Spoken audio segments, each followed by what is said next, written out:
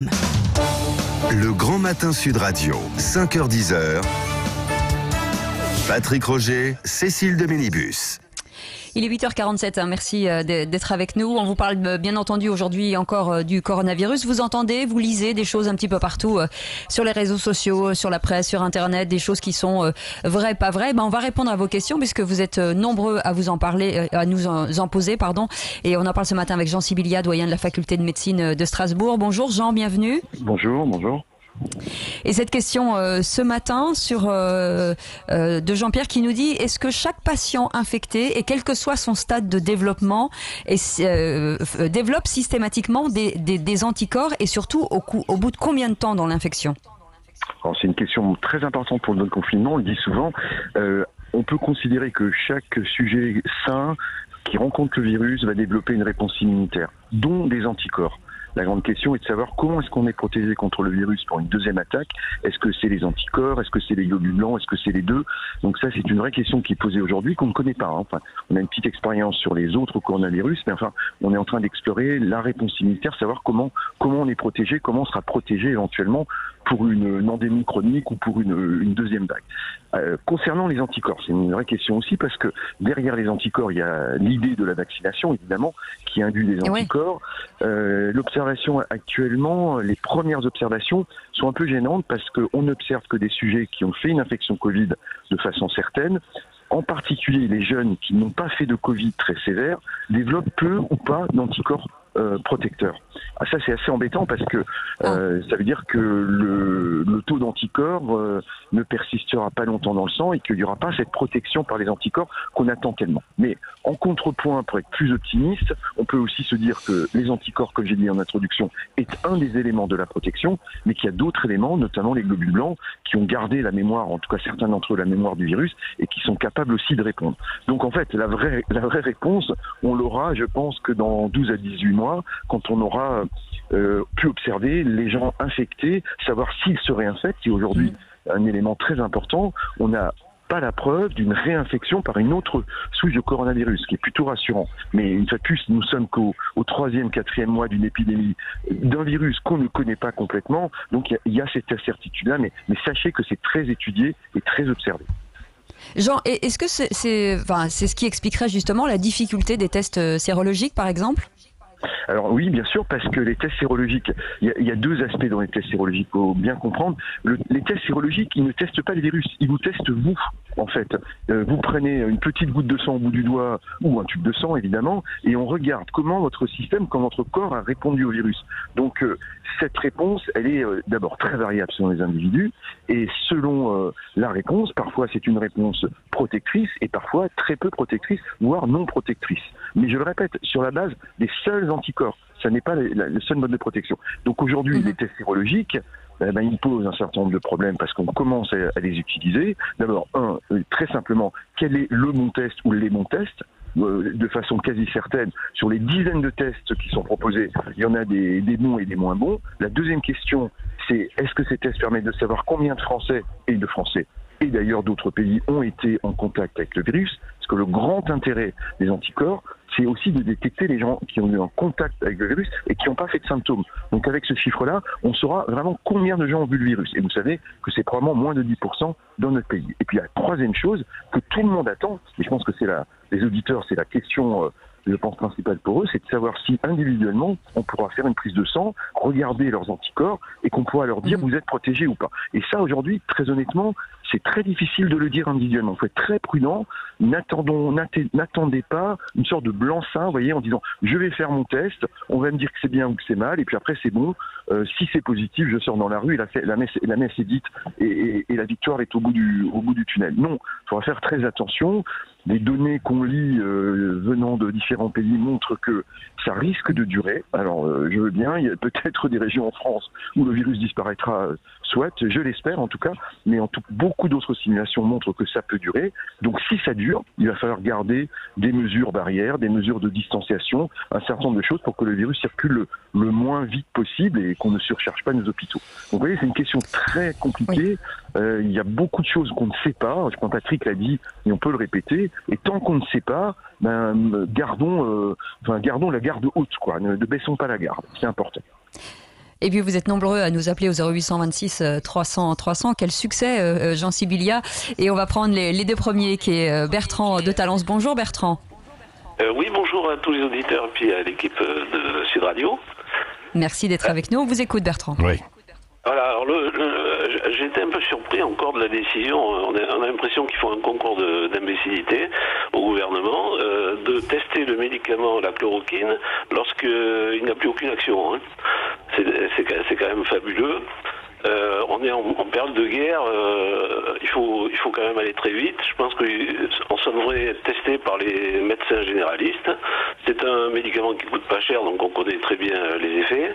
Je n'arrive pas à comprendre les décisions du gouvernement. Idem pour la fermeture des frontières. Dire que, enfin, c'est vraiment de l'enfantillage, dire que le virus n'a pas de passeport, c'est le porteur du virus qui a son passeport. Alors moi, comme je l'ai dit, je suis rentré du Vietnam. Là, les frontières sont bien fermées. Les gens ont des masques. Dans les hôtels, on nous teste la température. Je ne comprends pas l'irresponsabilité de nos dirigeants. Alors, Jean, c'est plus une remarque qu'une question. C'est Oui, plus politique, oui. C'est plus. Oui. Voilà, je ne suis pas crédible évidemment de ce type de décision. Je crois que, mais bon, quand même vous dire sans simplement de faire une remarque à votre remarque, mais vous dire que les décisions sont compliquées à prendre. C'est pas facile. Il faut quand même savoir. On voit bien l'hésitation. Il n'y a pas qu'en France. Hein. Regardez en Angleterre l'hésitation. C'est un grand pays pourtant l'Angleterre. Je ne parle pas des États-Unis parce que c'est probablement très particulier, mais en Angleterre, qui est un pays de la zone euro, la décision a été prise avec retard. Regardez en Suède aussi les décalages qu'il y a eu dans des décisions, grands pays quand même de santé, la Suède, hein, où ils ont décidé de pas le confiner, puis peut-être de confiner un peu. Les Pays-Bas, où ils ont finalement, ils étaient partis sur une hypothèse, on ferme pas, on ferme rien, puis finalement on ferme quand même, on ferme les bars, on ferme les écoles, etc. Ouais. Je crois que c'est très difficile parce que il faut quand même, il faut comprendre qu'il y a des tas de choses qu'on ne sait pas et qu'on a appris pied à pied au fil de l'eau. Et ça rend les décisions. Enfin, je n'aimerais pas être à la place d'Olivier Véran ni du président. C'est des décisions que vous prenez heure après heure avec parfois pas tous les éléments pour décider. Donc clairement, là où vous avez raison, on permet d'aller dans votre sens. C'est effectivement c'est un mythe de fermer les frontières. On est bien d'accord, mais simplement le fait de fermer les frontières, le fait de limiter les transports, ça limite la circulation du virus. C'est juste une mesure de bon sens, mais ça ne suffit pas. 2, ça n'est pas durable. De toute façon, il va falloir les rouvrir à un moment donné. Donc, je suis d'accord avec vous. Il y a des mesures qui, peut-être, il faut expliquer différemment. Je ne reviendrai pas sur la chloroquine, simplement pour dire qu'il y a des dizaines et des dizaines d'essais. Gabriel Steg refaisait un point ce matin, je l'ai entendu, sur les dizaines et les dizaines d'essais qui testent la chloroquine et l'hydroxychloroquine avec ou sans azithromycine dans le monde. Donc, clairement, on aura des résultats. Force est de constater qu'un essai randomisé avec un groupe contrôle, comme on dit, vous savez, c'est la bonne méthodologie. On a un groupe de malades traités, un groupe qui n'est pas traité, qui est une étude chinoise de 150 patients chinois, 75 avec de l'hydroxychloroquine à très forte dose, 1200 mg en dose d'attaque, ce qui est 3 fois plus. C'est des fortes doses, suivies pendant quelques jours, contrôlées, donc avec un groupe qui n'en prend pas, mais qui a les traitements classiques, aucune différence.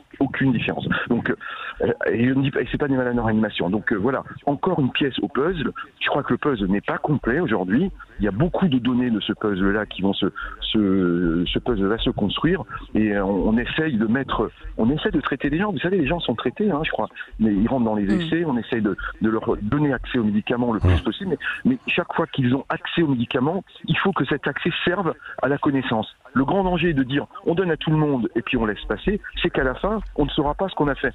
Donc là, on a vraiment besoin. Ce que je veux dire, c'est que je trouve aberrant d'utiliser le médicament au moment où le professeur qui l'utilise depuis très longtemps régulièrement dit qu'il n'a aucun effet, que la charge virale n'existe plus. Donc si vous mettez un antivirus, moi je suis pas médecin, on est mettez un antivirus lorsqu'il n'y a plus de virus, ça sert pas. Non, mais bien sûr. Non, mais vous avez bien raison. D'ailleurs, c'est une remarque extrêmement intéressante, et personne n'en a parlé, mais on va avoir un vrai problème si effectivement le virus ne circule plus ou très peu, pour faire des essais, ça va être compliqué parce qu'on n'aura pas les malades à la phase aiguë. Vous avez tout à fait raison. Ouais. Donc la vraie difficulté, c'est dans cette vague épidémique, c'est qu'il faut être prêt à faire les essais au moment où le virus circule un maximum. Alors, malheureusement, il est quand même vraisemblable que le virus recircule, donc la question, on pourra la reposer, mais vous avez absolument raison. Si le virus ne circule plus, c'est plus la peine de donner le traitement, parce qu'on n'aura pas, on verra rien. Donc il faut vraiment... D'où peut-être l'intérêt, Jean Sibilia, de réouvrir les écoles, justement, pour faire recirculer ce virus. Alors oui, on peut le voir, c'est un peu cynique de le dire comme ça, mais de toute façon, on va devoir rouvrir les écoles, on va devoir rouvrir les commerces. Enfin, on ne peut pas vivre, on peut pas... Voilà, je crois que c'est... la toxicité du confinement, la toxicité économique, la toxicité sociologique du confinement est telle qu'elle dépassera à un moment donné le risque viral. Donc de toute façon, il va falloir rouvrir, et clairement, à ce moment-là, on va devoir se reposer des questions et on pourra reprendre des stratégies thérapeutiques, mais avec plus de sagesse, je l'ai dit hier, pas d'émotionnel, mais de la sagesse et de la science de la rigueur. Donc, c'est ça le plus important. Ouais. Merci Jean Sibilia. On rappellera Jérôme qui nous avait appelé au 0826 300 300 demain, parce que évidemment là on est un peu pris par le temps, et puis tout à l'heure on reviendra aussi sur une grande enquête Jean Sibilia qui est particulièrement intéressante, qui est lancée auprès des enfants. Cécile évoquait l'école à l'instant. Il y a une grande étude qui va être lancée, épidémiologique bien sûr, auprès des enfants, parce que sont-ils aussi contagieux que les adultes? Nous serons avec un pédiatre tout à l'heure à 9h20, juste